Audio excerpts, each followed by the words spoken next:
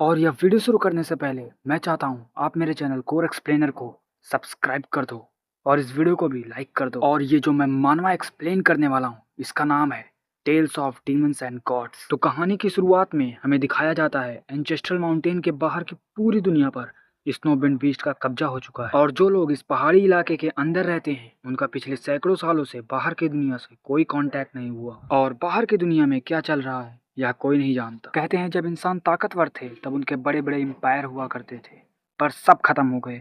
यह सिटी एक छुपी हुई जगह पर है, इसलिए यह उस अंधेरे दौर में भी बचा। यहाँ तक कि बीस्टों ने भी बार बार हमले किए, लेकिन तबाही झेलने के बाद भी सिटी को फिर से बनाया गया। और ये पुरानी दीवारें एक ऐसी निशानी है जिसे कोई हरा नहीं सकता।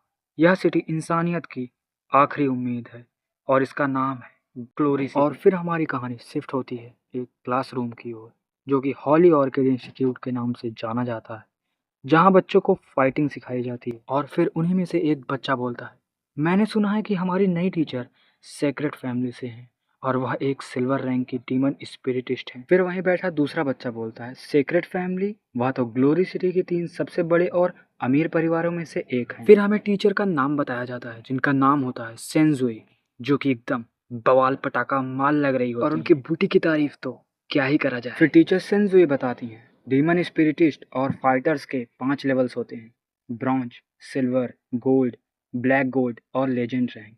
हर रैंक में 1 से लेकर 5 स्टार्स लेवल होते हैं। एक फाइटर सिर्फ अपनी बॉडी की ताकत का यूज करता है, पर एक डीमन स्पिरिटिस्ट अपने अंदर के किसी डीमन स्पिरिट की शक्तियों का इस्तेमाल कर सकता है और फाइट के वक्त उन्हें कई ज़्यादा ताकत मिलती है। जैसे कि मेरा डीमन स्पिरिट है स्कारलेट फ्लेमिंग फॉक्स। और फिर वो अपनी ताकत दिखाने के लिए चिल्लाती है स्कारलेट फ्लेमिंग फॉक्स, और उसके पीछे एक फायर फॉक्स जैसा रूप दिखता है। और फिर वो फॉक्स अपना रूप लेती है और कहती है, मर्ज करने के बाद मैं इसकी ताकत को कंट्रोल कर सकती हूँ और फायर एबिलिटी इसको पा सकती हूँ। टीचर के हाथ में आग दिख रही है और वो सोचती है स्कारलेट फ्लेमिंग फॉक्स एक गोल्ड रैंक का बीस्ट है, जिसका मतलब है कि मैं ज़्यादा से ज़्यादा एक गोल्ड रैंक डीमन स्पिरिटिस्ट बन सकती हूँ।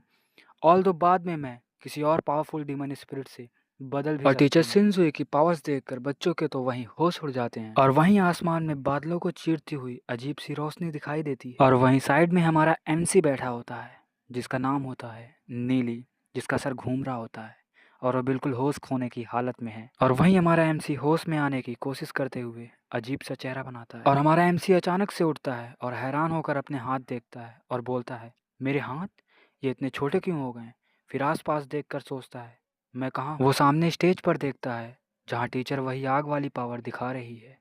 वह बिल्कुल झटके में आ जाता है, चिंजुई, क्या मैं हॉली ऑर्किड इंस्टीट्यूट में हूँ? उसे अपना फ्यूचर याद आता है जब वो बड़ा था। वो सोचता है, मुझे तो सेज एम्परर और 6 डाइटी बीस्ट ने घेर रखा था और मैंने अपनी आखिरी ताकत लगाई और मैं लड़ते लड़ते मर गया। वो शॉक चेहरे के साथ सोचता है, तो मैं हॉली ऑर्किड इंस्टीट्यूट वापस कैसे आ गया?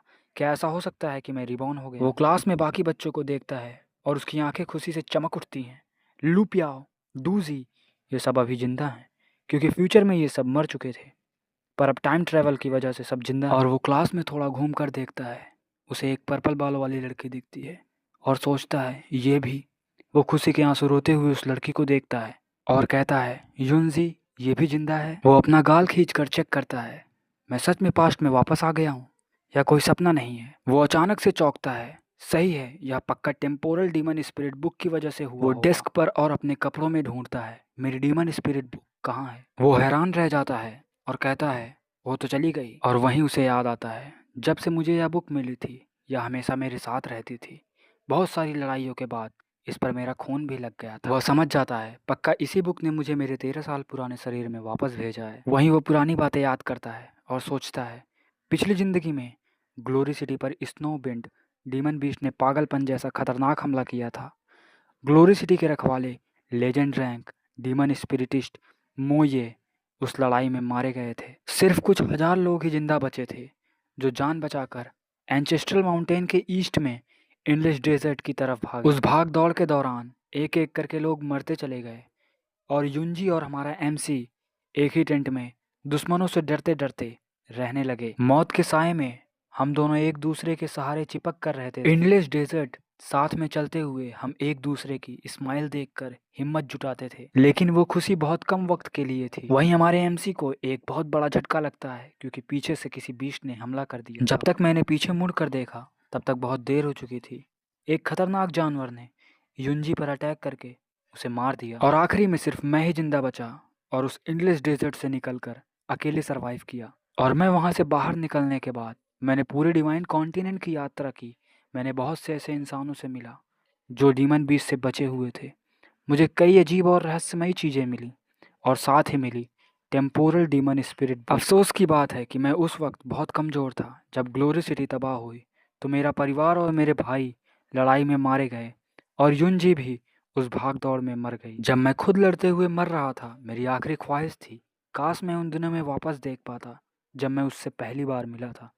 काश भगवान मुझे एक दूसरा मौका देते। हमारा एमसी यानी नीली एकदम शांत पर खतरनाक स्माइल के साथ सोचता है, अब जबकि मैं वापस आ गया हूँ और भगवान ने मुझे दूसरा मौका दिया है, तो मैं ग्लोरी सिटी को दोबारा कभी तबाह नहीं। वो युंजी को देखता है और सोचता है, अगर ग्लोरी सिटी तबाह ना हुई होती तो ये युंजी एक सिटी लॉर्ड की बेटी होने के नाते मुझ जैसे तबाह और गरीब परिवार के लड़के को मुड़कर भी ना देखती। वो खुशी से अपने दोस्त लू पियाओ के गले में हाथ डाल देता है। उसका दोस्त चौंक कर पूछता है, नीली तू रो क्यों रहा है और ऐसे स्माइल क्यों कर रहा है? नीली बोलता है, बस खुशी के मारे मेरे भाई, तुझे जिंदा देखकर बहुत खुशी हुई। लू पियाओ गुस्से में चिल्लाता है, कौन है तेरा भाई? अबे हट, मुझे छोड़।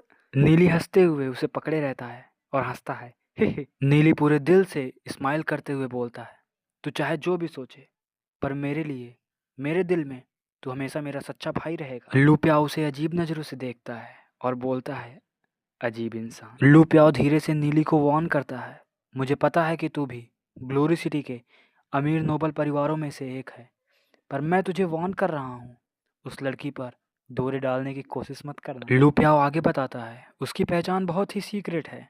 जब उसने स्कूल ज्वाइन किया था तो खुद प्रिंसिपल ने आकर उसे डॉम्स का अरेंजमेंट किया था। नीली कॉन्फिडेंस से स्माइल करके बोलता है, वो मेरी औरत है।